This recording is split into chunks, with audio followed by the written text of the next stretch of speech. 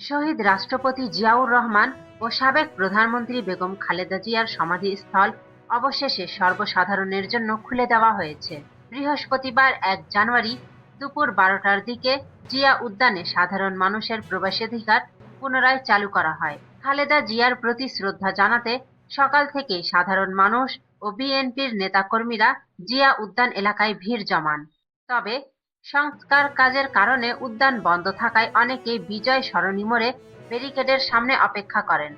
সমাধিস্থলে প্রবেশ করতে না পেরে অনেকে সড়কের পাশে দাঁড়িয়ে দোয়া ও মোনাজাত করেন।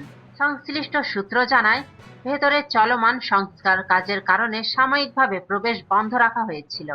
কাজের একটি অংশ শেষ হওয়ায় পরে উদ্যানটি জনসাধারণের জন্য উন্মুক্ত করে দেওয়া হয়। বর্তমানে পুরো উদ্যান এলাকায় পুলিশ সহ অন্যান্য আইনশৃঙ্খলা বাহিনীর সদস্যদের কঠোর নিরাপত্তা ব্যবস্থা বজায় রয়েছে।